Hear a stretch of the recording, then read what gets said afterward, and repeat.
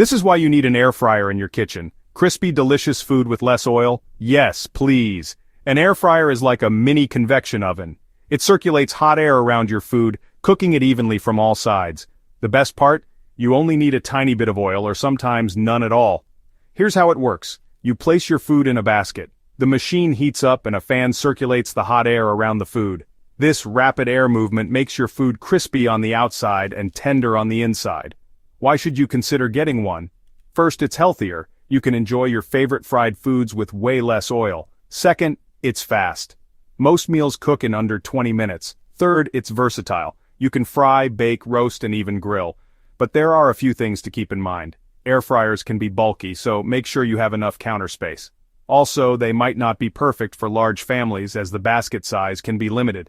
So, should you buy an air fryer? If you're looking for a healthier, quicker way to enjoy your favorite foods, then absolutely. Just remember to consider the size and your cooking needs. Happy cooking, and may your fries always be crispy.